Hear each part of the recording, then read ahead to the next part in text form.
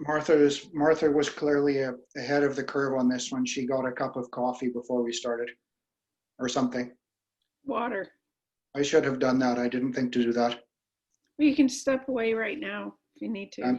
I should be okay. Okay. I'm not planning to be doing any vocal exercises. And we're live. There's 12 online now. 13, 14. Yippee. But given that we just have 1 hour, we probably need to start pretty much on time.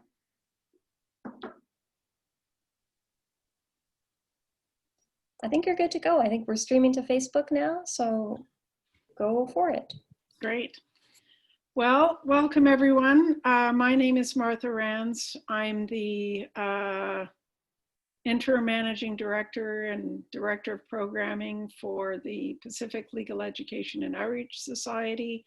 This is the second in our series, Legal Lunch and Learns, that is dedicated to providing up-to-date resources to the nonprofit sector in light of COVID-19. I hope that everyone is well and stays well. I'll begin by acknowledging that we are doing all of these activities on the unceded and traditional territories of the Coast Salish peoples, in particular the Tsleil-Waututh, the Musqueam, and Squamish. Squamish. Thank you. I'm sorry. I had a momentary brain freeze there.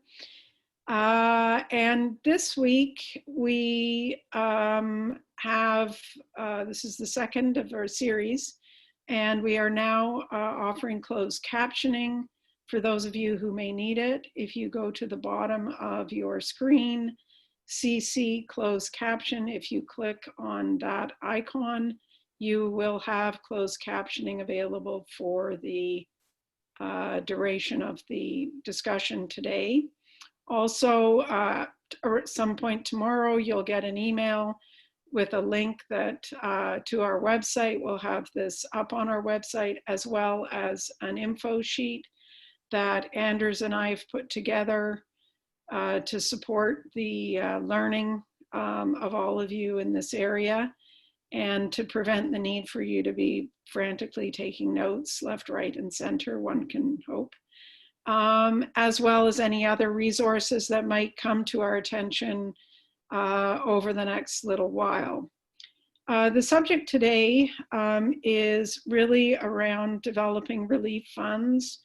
It is intended primarily to answer some questions that registered charities have about setting up relief funds. Relief funds being where organizations want to raise money and then give it to individuals. That is to say, we would like to support the artists in our local community who have been without an income for 6 weeks to access, $250 to buy food and whatever else they may need. It's to cover their basic necessities. And as some of you may know, charities have some limitations in that respect. And so we thought it a good time to talk about what are the options that are available to charities. And we also have in our info sheet a little bit about crowdfunding and some of the pitfalls around crowdfunding for mutual aid and relief. So without further ado, I'm going to turn it over to Anders Ourom. Anders is a longtime member of the Bar of British Columbia. His practice is entirely related to charities and nonprofits in areas predominantly of governance, charity compliance, and charitable applications. He and I have been colleagues for quite some time, and I'm really grateful for his willingness to participate in today's event. He's a member of the advisory committee of our Leadership Circles convening project funded by the City of Vancouver. And for those of you who are participating from the City of Vancouver, you will also be asked to participate in a survey about these programs that you are we've undertaken. So Anders, I'm turning the screen to you. Thank you very much, Martha. I take it that people will report if they can't hear or see me. And well, if you don't want to hear or see me, you know what to do. Now, thank you again, Martha and PLEO, Public Legal Education and Outreach, and the City of Vancouver for organizing and hosting these things. Two things I should apologize for from the start. One is that because I don't have a laptop or wasn't able to get one in time, I am using an iPhone to do this, and I'm holding it in my hand. So if it looks like my head is moving around, that's not my head, it's my hand. Second, if you hear background noise like sirens and helicopters, well, that's because I live 2 blocks from VGH, and this is from my home office. So I can't do anything about that at all. That they're doing their job, and that's that. So thanks again. We'll swing right into it. We have an hour. I hope you're all having a nice lunch of some kind and are all well in these rather strange times. It is a lovely spring day here in Vancouver for anyone who might be interested. So we have an hour, up to a half an hour or so we're going to do on the paper and related matters that you'll get tomorrow probably or the day after. And the other half, up to another half an hour, will be questions and discussion. Martha will be fielding those and repeating them as we go on and as time allows. So in simple terms, the question for many of you is, we are an existing registered charity. We have programs and services. We want to help with the pandemic and pandemic relief. How can we do that? And we're going to try to discuss that, especially in the context of things like relief funds and so on. So in simple terms, the first thing that you can do is simply, as best you can, continue operating as you always have and doing whatever it is that you do to help make Canada and the world a slightly better place. Yes, it's a stressful time for everybody. All the things we have to do to maintain health standards, keep in contact with our members, have meetings, have employees, deliver programs, especially when it comes to ones that relate to health, safety, and so on. So to the best you possibly can, continue doing that. Look ahead to times when society will open up again and think, okay, we have to somehow make do for now. It's going to be a bit of a rough time, but eventually things will open up again, and there's going to be a lot of things that all charities will be asked to help with if they can. Hopefully there will be government funding for that. In fact, looking ahead, I would guess that charities may be a main way that governments will deliver programs and services, or when the time comes, and there may well be funding. If you're doing something that's useful and helpful and that creates good jobs and provides needed services, well, there's a good chance that you can get some support when the time comes. Not that I have a personal line with Justin or anything, but still. Going on from that, there's a number of ways that you can help. But from the starting point is that I will assume that most of the 32 people that are on the line, on the conference, represent or are involved with registered charities. If you're a registered charity, you probably know it. And in simple terms, legally that limits, a charity is limited to programs and activities that fit within its constitutional purposes. The The exception to that is, as the Charities Directorate has done in the past, or decided in the past, is that also to help victims of disaster or an emergency, a registered charity can also raise money and give it to, in effect, another charity. So those are really the basic questions you have to offer or have to ask.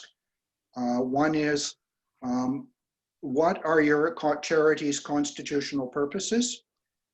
You may well have things like your filed Societies Act transition application.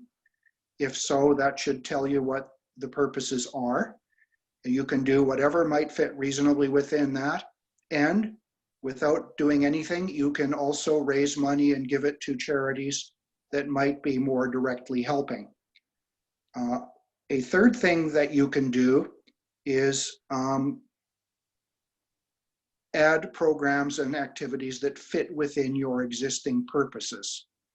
If you don't have your filed Societies Act transition application, which will have the registrar's stamp on it, then you can obtain those through Societies Online. For that, you need a basic British Columbia electronic ID and the Society's registry key. There's information in the paper about what links to go to get those. Hopefully you have your registry key recorded somewhere. But if you have something that says it's your purposes, but doesn't have the registrar's stamp on it, it's not necessarily accurate, and you may want to check further. So going on, some typical emergency or disaster relief purposes that might be relevant would be things like alleviating poverty by providing low-income individuals with food, shelter, and basic necessities, or relieve poverty by providing necessities of life to victims of disasters, or providing health care is another, of course, a major one. Those are ones that are kind of directly related to pandemic relief, but there's a lot of things that could be done indirectly. So first, look at your purposes. What do they say? If they say, yep, pandemic, emergency, disaster relief, you're good to go. You can do programs and activities that fit within it. Be reasonable about your interpretation, but I suspect that perhaps at these current times, no one will look too closely as long as you are legitimately helping. You never know. Now, if your purposes don't include things that reasonably would stretch to fit pandemic relief, normally you could request permission from the Charities Directorate to amend the purposes. But that takes about 6 months in the best of times. And right now, as far as the public is concerned, the Charities Directorate has suspended operations. So you can ask them, can we change our purposes? We want to help. You might not get an answer for quite a while, who knows? So the options are the ones that I've mentioned. Now, let's say your charity doesn't really have any purposes that relate to disaster or emergency help. Well, then the question is, can you support some other charity that does? The question, then you have to go and look and say, well, what charities are out there? Which ones can we work with in our area or field or to do whatever we want? Go forward from there. The Charities Directorate website, which is up and running, has a complete listing for all registered charities and similar bodies in Canada. Of course, it doesn't cover, with very few exceptions, it doesn't cover other ones. The exceptions are things like UNICEF, which is to say world level relief organizations.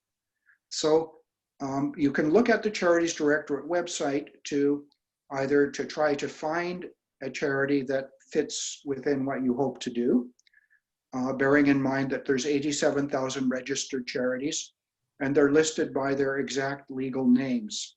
So fishing around, it may not necessarily deliver much, but you could start by asking around in your community, looking online to see who claims to be doing whatever it is you would like to do, or things like that. And then checking with the Charities Directorate website to see, is it actually a registered charity that we would like to work with? And if so, what can we see about that on the Charities Directorate website? Because it includes information about things like purposes, finance, activities, and so on. And also, because something is a registered charity, that gives you some certainty that it actually will deliver, or legitimately tries to deliver the services that it would like to deliver. So then you would simply approach them and say, well, we'd like to help with a program for providing income support or rental income support for people who are out of work. And here's whatever subgroup you hope to support, and then see if you can work something out with them. I think it's an example. There's many others. Another way an existing charity can help is, of course, encouraging its members and directors to support other charities that are doing useful things. You can politely say, well, sorry, we really don't have the resources, or our purposes don't include whatever it is that you'd like to do. However, let's figure out a charity or charities where we can encourage our members and directors to support it, to do those things that you'd like to do. Again, it's up to whatever the other charity and its purposes and its priorities. They may have a lot of other fish to fry right now, but you can at least give it a try. So the support, to be honest, right now, I suspect that most charities, they want cash. They want money. They would prefer not to be receiving anything else much but that.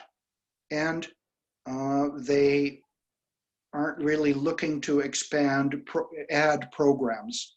So if it's something that fits within their existing programs, that's going to make it an easier sell on your part. You say, oh, we see that you have the following program.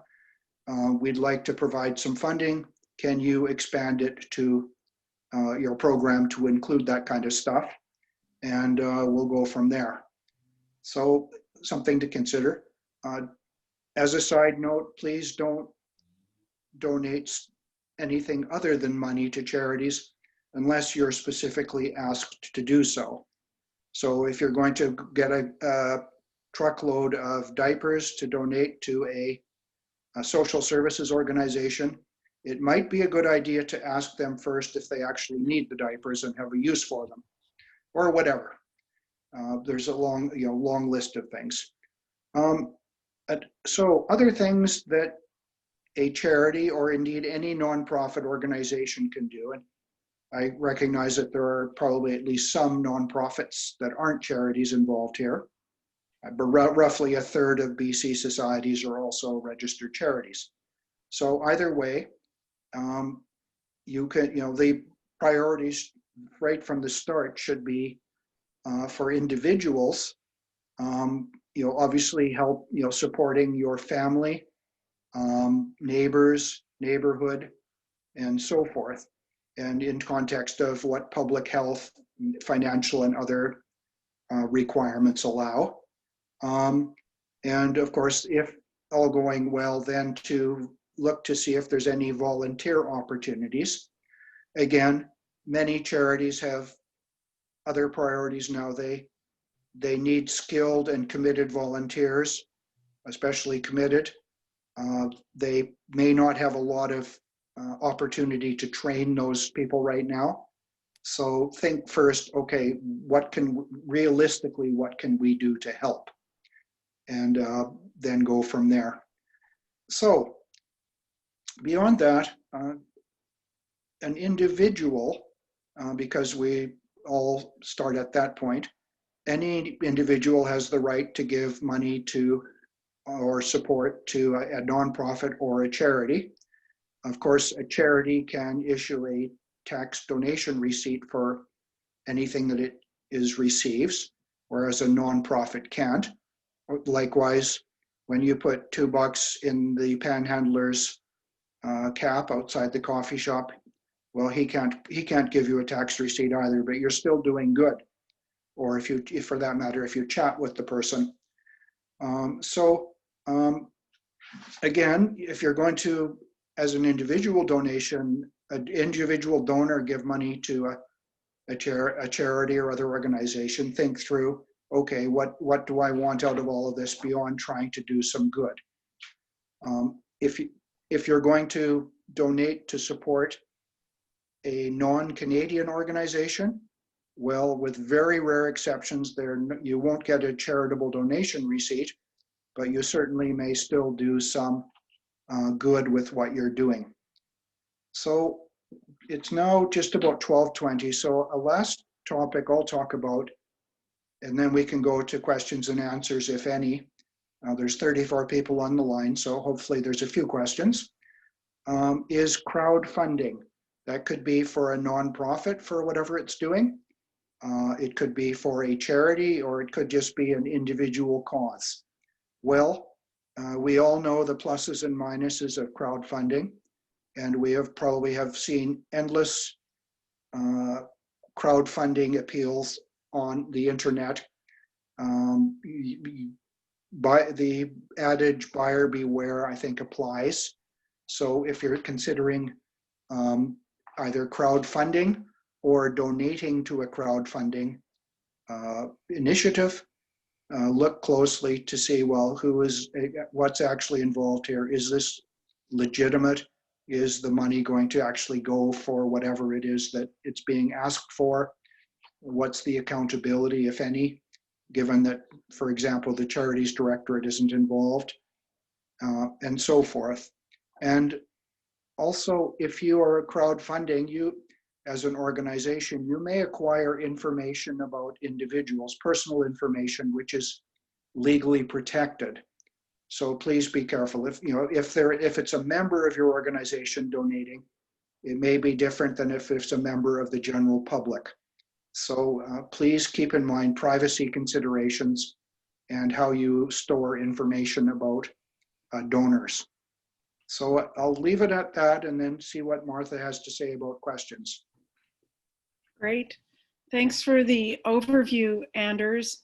The one area that you didn't touch upon is the charity that is working in a relationship with a nonprofit. So a charity like the Toronto Arts Foundation that decided to create a relief fund for artists in Toronto that were affected by COVID-19 and particularly the loss of employment. And they partnered or collaborated with the Toronto Arts Council to deliver the actual money to individuals, because I would assume, I don't know, but the Toronto Arts Foundation is not able to create a relief fund and give money to individuals, as that would be contrary to the CRA. So under what circumstances and what is the setup that is required for a foundation or a charity to work with a nonprofit, where the nonprofit is actually going to be the one dispersing the funds to the individuals? Well, I'll assume that Toronto Arts Foundation is a registered charity of some kind, and Toronto Arts Council isn't.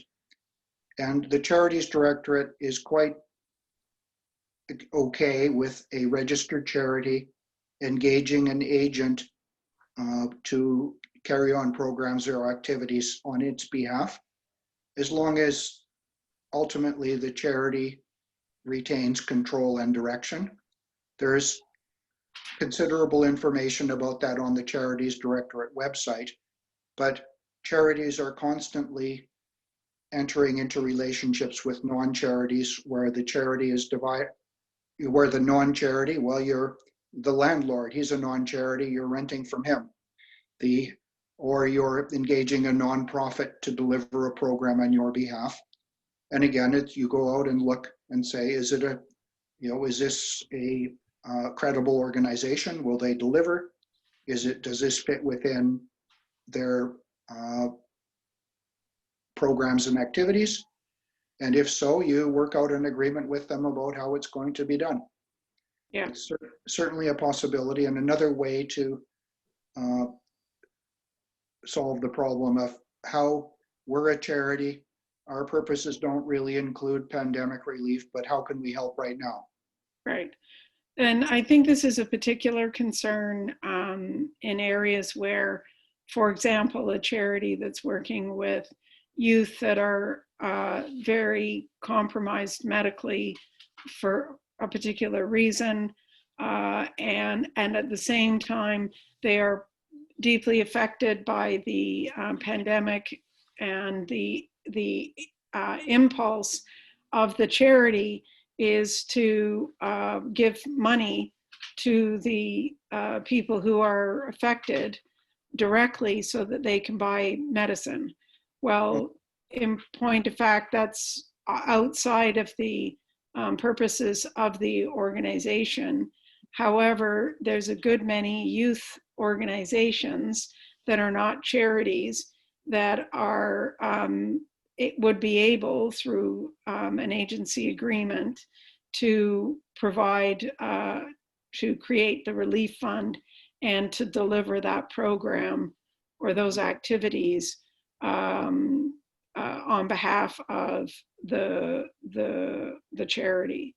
So it can be done. It is like with the, once you start getting into some of the complexities for charities, it is one of those areas where we would recommend you get legal advice on the agreement. I do know that the Whistler Community Foundation has quite a good guide on using an intermediary. And there's a sample agreement that was,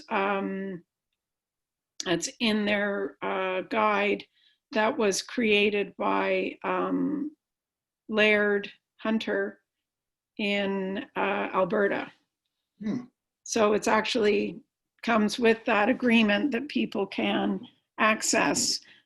So you can do a certain amount on your own and then take that agreement to get legal advice.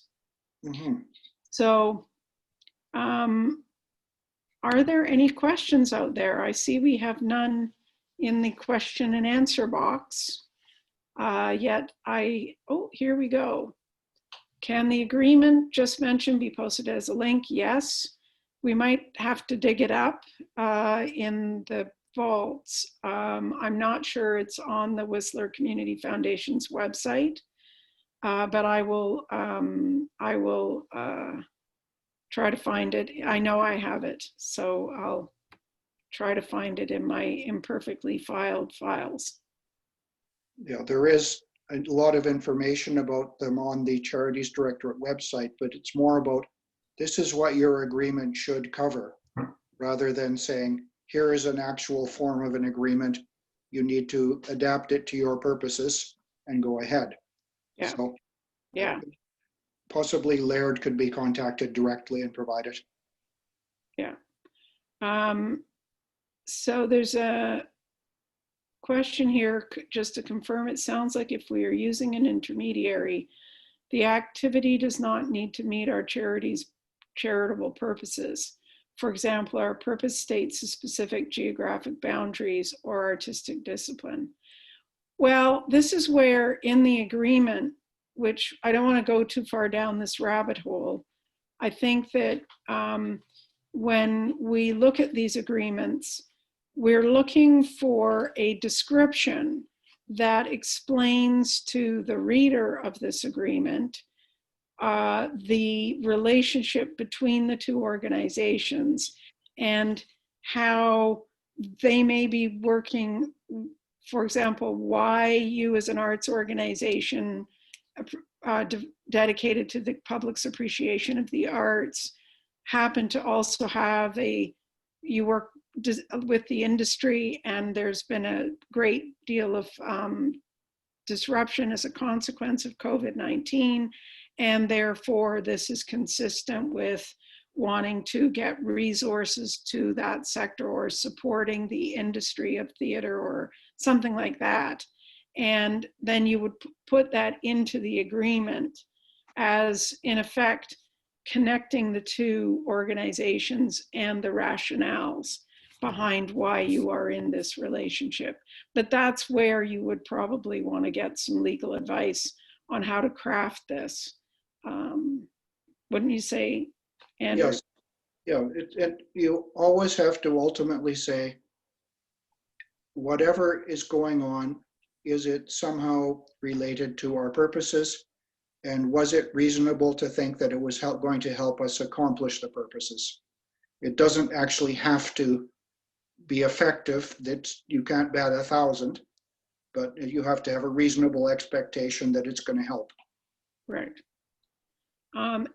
And as with anything, it's going to be extremely important that if you do set up a relief fund, that you follow the rules that have been established around having a means test, having the fund be overseen by a committee that's job it is to review the applications, that you're not giving money to your friends, so that in the event that there was an audit or a review by someone of the fund, you would be able to establish that every single dollar went in its appropriate way. And that would also mean that the recipient would have to acknowledge in a formal way that they are going to use the money for the purposes they sought the money for. So if the funds are to provide medicine, that the individual then went off and spent the money that way. At least an assertion and affirmation that that's what they're doing. So one other question here is, we're a nonprofit with purposes and activities focused on relieving poverty through access to microfinance, training, and mentorship. We would like to offer relief loans to small enterprises and would like to partner with a charity to strengthen our capacity to raise funds. What would be the best way to approach this? Is the person or the organization asking the question also a charity? Well, sound like it. I think they are a nonprofit, not a charity. Okay. I don't think well, I don't know, is microfinancing a charitable activity conceivably? It could be. Yeah, it actually sounds, I mean, the purposes of relieving poverty through access to microfinance, training, and mentorship sounds like you're a charity. Or could be. Yeah, it could be a charity. But it sounds like you aren't a charity because you're wanting to partner with a charity to strengthen your capacity to raise funds. Yeah. Well, and again, it's one where that purpose and programs, at least in part, could be seen as charitable, although I could understand why you might not want to become a charity. So again, the thing would be to approach an organization in your community and say, well, look, we're providing microfinance to help these people get started. And I take it at least some of them are in poverty or otherwise would be recognized by the Charities Directorate as charitable. And you say, well, we've got this superseding need right now just to keep them on their feet. Can we work with you to raise money to do that? So it would be probably the approach would be to think through, okay, how is this going to work where we can go to a charity knowing that it's something that they might be interested in, but where we have to do all the footwork to, in effect, put together a program that we can work together on. Yeah. And I would add that it's important for the non-charity entity in that situation to be aware that a charity would have the ability in that contract to review the financials of the other entity. In essence, you have to open your books on demand to the charity, so the charity can always ensure that the money is being spent in accordance with the dictates of as required by its charitable status and the rules of the CRA. So there have been some instances in my experience where when those arrangements were being contemplated, some nonprofits might actually balk at actually having to sign an agreement where another organization could have oversight of the books of the nonprofit. So you have to be, these are complicated agreements and probably ones where you would want to get legal advice, particularly from someone who's familiar with the specific realities within which, legal realities within which charities and nonprofits function. Yeah, you could think of these things as partnerships. And if it's meant to be a more or less equal partnership, okay, you have to figure out, okay, how is that going to actually work in terms of advancing everybody's purposes, people working together, budget, funding, programs, employees, whatever. And naturally, right now, the simpler you can keep it, the better. Yeah. So, and we have an interesting question here, which may need more information, but since we are doing more online programming, if we help artists outside of our area during this time, would that be an okay use of funds? So what I take that to mean is that you are an arts-based organization and that you are, you may have geographic limitations under normal circumstances. If your purpose statements have geographic limitations, I think you have to be very careful about deviating away from those geographic limitations. So if the work of the organization is to be done within the boundaries of the Lower Mainland, and you were to be wanting to operate provincially by giving money to artists to buy paint or buy paint and give it to artists, depending on how you want to do that. I think you could have, I think it may or may not be offside of the CRA, depending on if you're a charity, but it certainly could raise issues if you have members that are paying for services to be provided only in the city of Vancouver or in the Lower Mainland. I'll add to that is that you have to look at exactly what the wording is of the limitation. For example, if the purposes say in Vancouver, you're supporting the trombone players of Vancouver, I'll invent an example. Well, what does Vancouver mean? If it means something different from the city of Vancouver, City of Vancouver is a defined entity, legal entity. Whereas if it says Vancouver, then yes, your members and funders may generally understand that to mean the city of Vancouver, but you could reasonably interpret that to mean Greater Vancouver.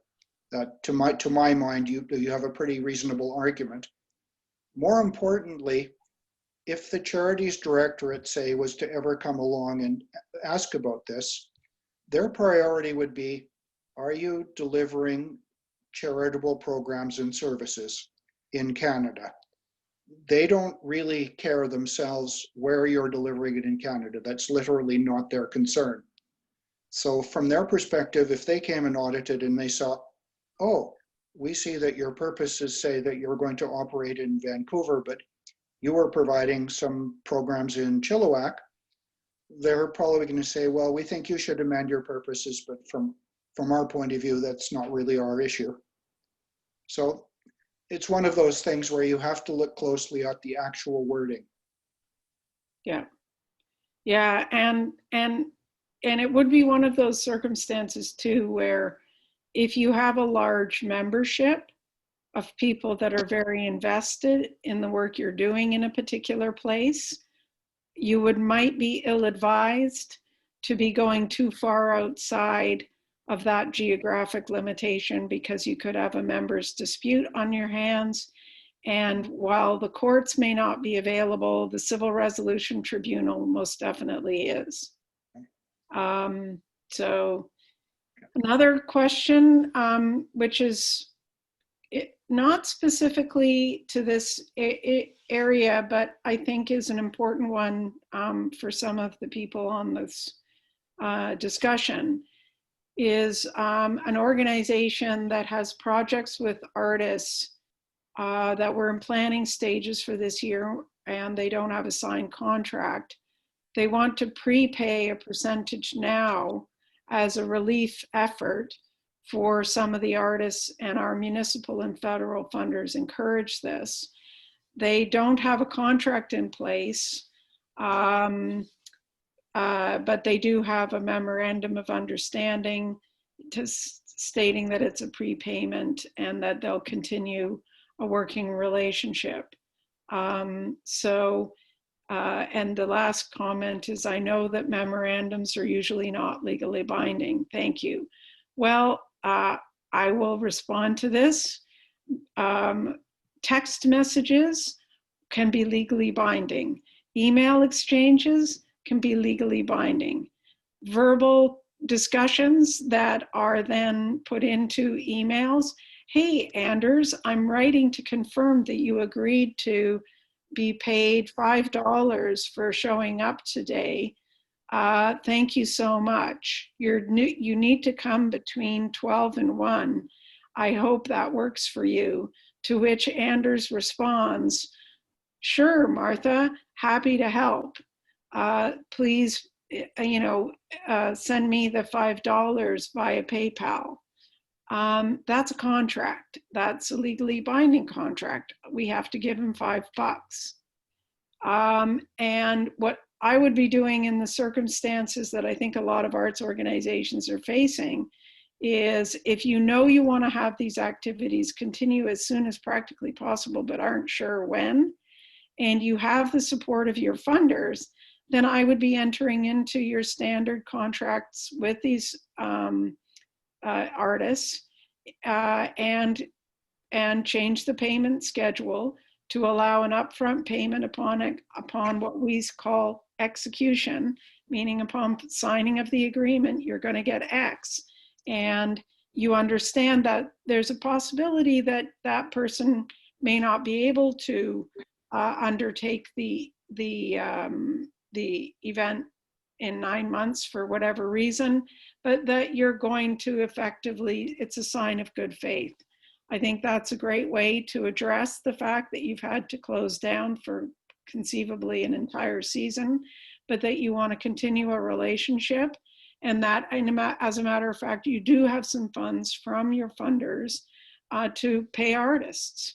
And most of us are telling our various clients in the arts, pay your artists. If you have it and you can do it, do what you can. The Canada Council has certainly made it clear that they are not going to claw back artist fees. looking at it, Travel, by the way, travel, they are clawing back, but that's really the only area of funding that they're intending to claw back. Sorry. looking at it another way, again, charities and nonprofits are constantly entering into contracts with people for services, such as performers. Whether they're a contractor or an employee, we'll leave that aside. And prepayments are a very standard part of contractual relationships. So especially if the funders and so forth are happy with it, it's entirely reasonable to do what's suggested.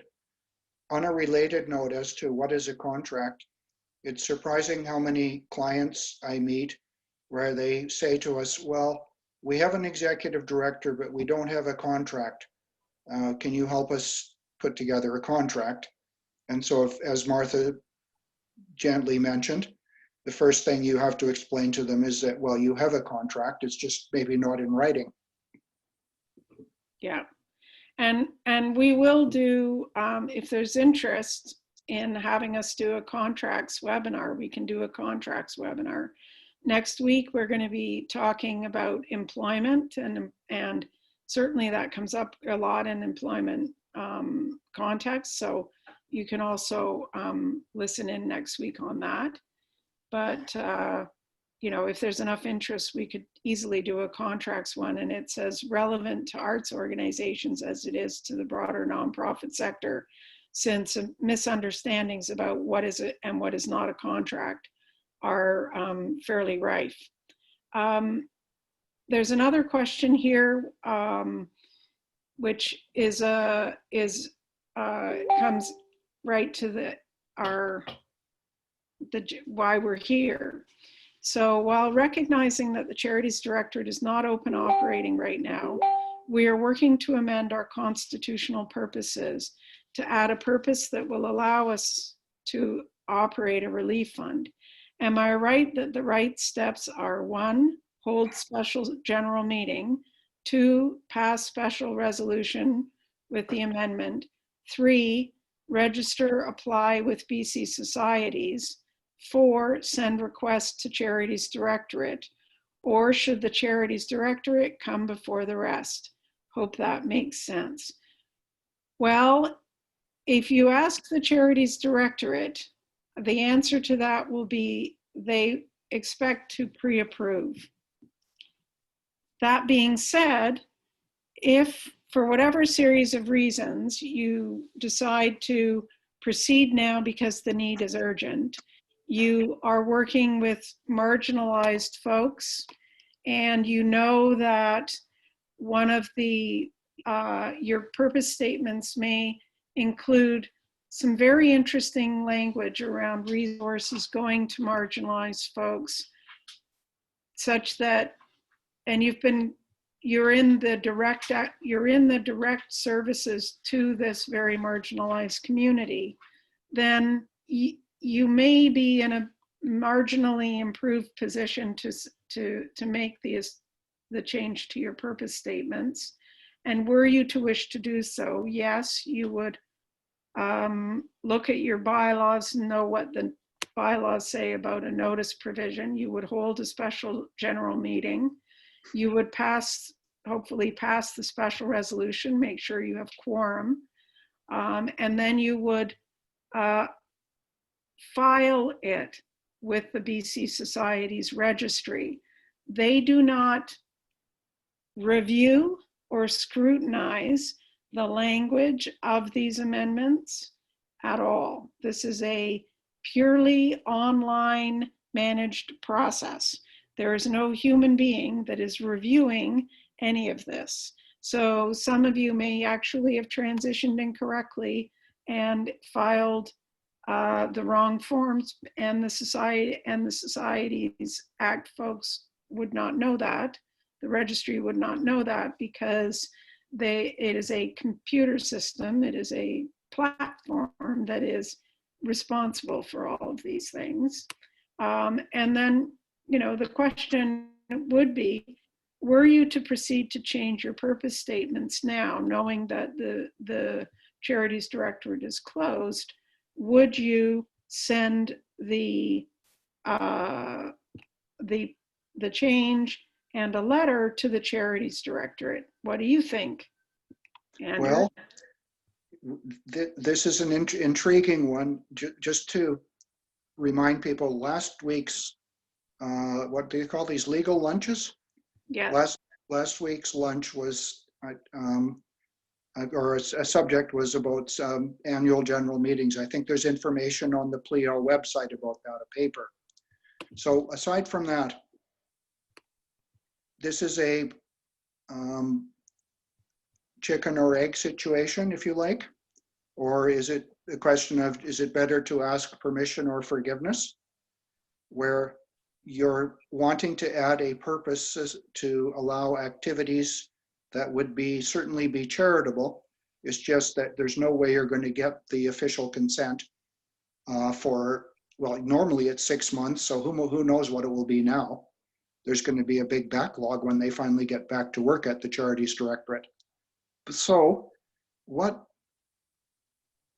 an interim basis, the usual process, as Martha says, is you request consent from the Charities Directorate to change the purposes. When you do so, you actually have to give them all the background information about not just your new purpose and activities, but everything you're doing, which is why it takes 6 months. And if and when you get their consent, then you get your members to approve a special resolution to amend the purposes. Then you file it with the societies online with the registrar, and then you send a copy to the Charities Directorate to say, okay, we finally done it. The process can take normally 6 months or more. What I sometimes do is turn that on its head, where you do get you get some advice to make sure you're likely, or it seems that you're likely to be in the ballpark, hockey rink. You have the members approve the proposed amendments by special resolution, but you don't file them. And you include provisions, additional resolutions that state that first, that the resolution to amend the purposes won't be filed until it's approved by the Charities Directorate, and maybe even giving the Board of Directors the power to make any incidental amendments that the Charities Directorate might request.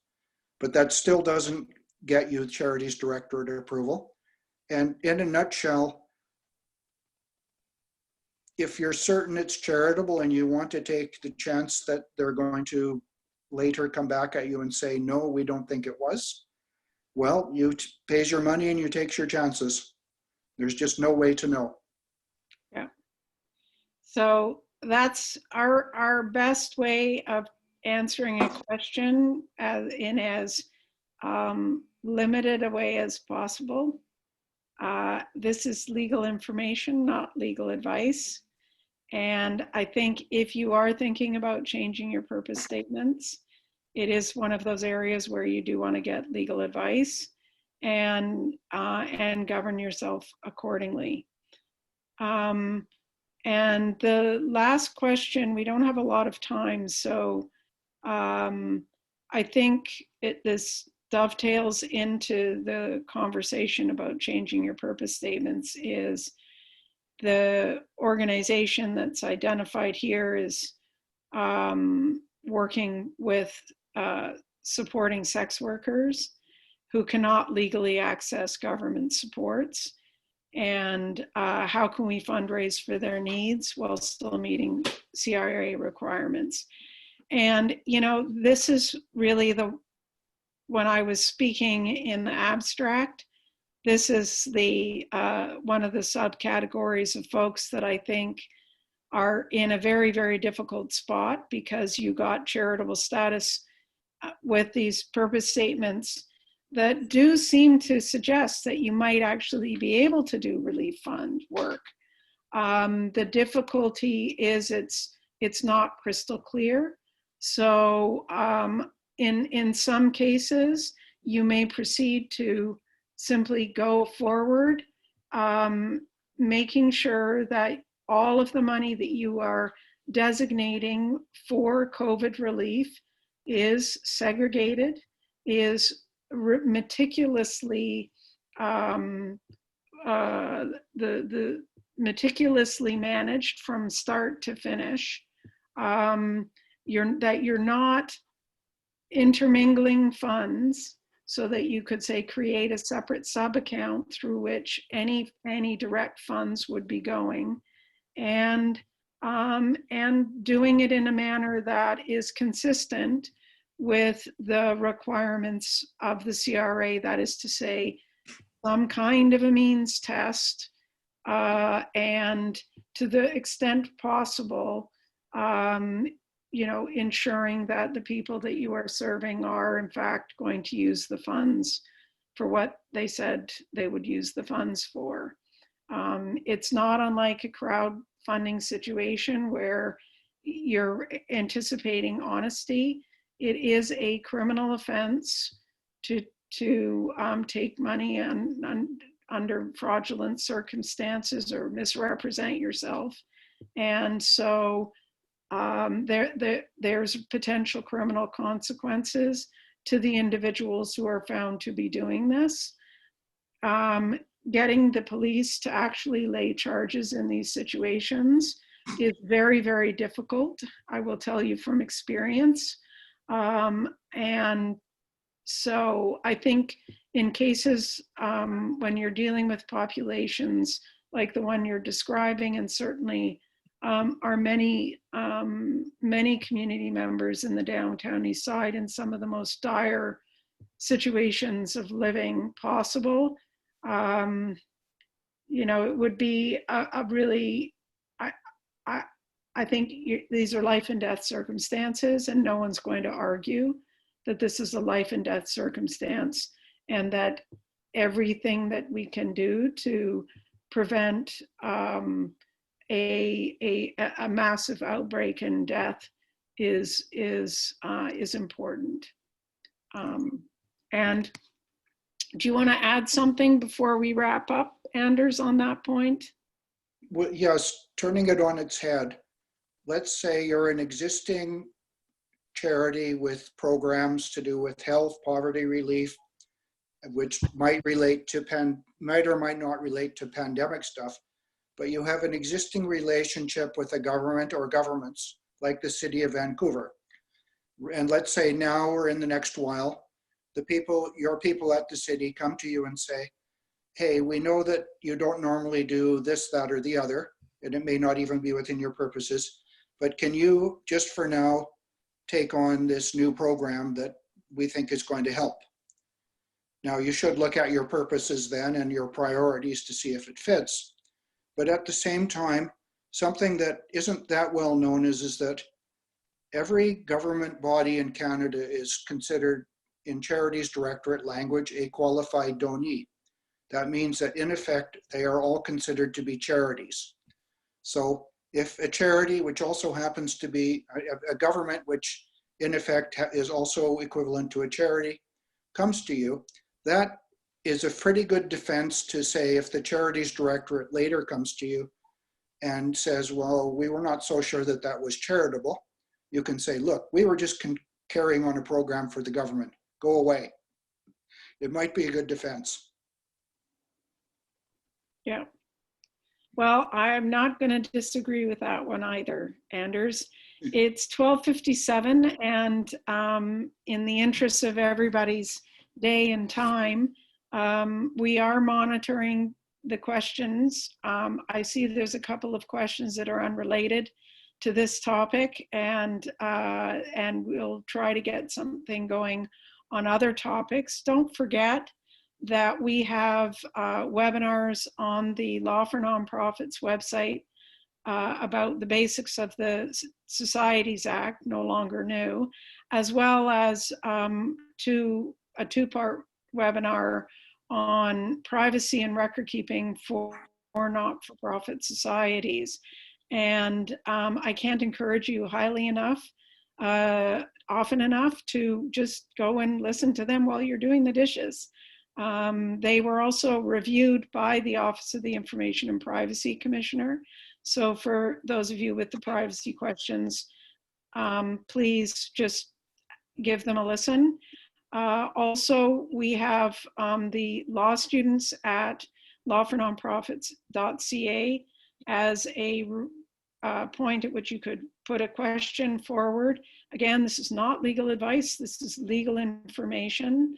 These are law students. They are not able to provide legal advice. So if you want a specific answer to a specific question to do with your specific bylaws, that may be outside of what they can do. And for the artists on the call, we have a low-income clinic, pro bono clinic for artists, which is the artistlegaloutreach.com.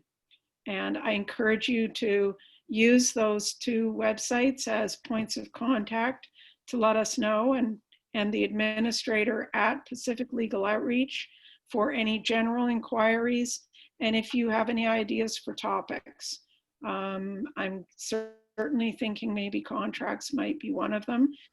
Our next lunch and learn will be the employment law one, or employment issues. I've called it to lay off or not to lay off. That is the question.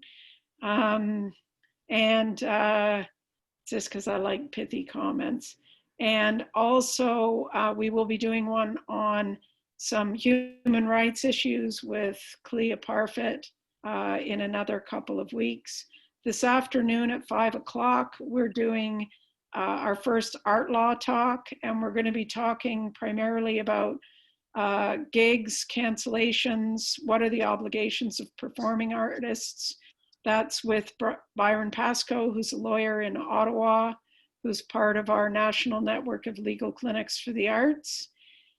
And probably in another week or two, we will be doing an art law talk with Dennis Walls, looking at specific issues in wills and estates planning for artists, as many people are now looking at updating, if not doing for the first time, their wills. So on that note, many thanks to all of you for participating. As I said, those of you in Vancouver, you may get a follow-up from our team asking you to complete the survey, in part as part of this Leadership Circles convening grant. And we thank the City of Vancouver Social Planning for enabling us to do this today. Okay, thanks everyone. Thanks everyone, and thanks Martha and PLEO. And within reason, thanks, if Anders. there's follow-up questions and so on, well, Martha knows where to find me. Great. Thanks everyone. All right, lunchtime, yay.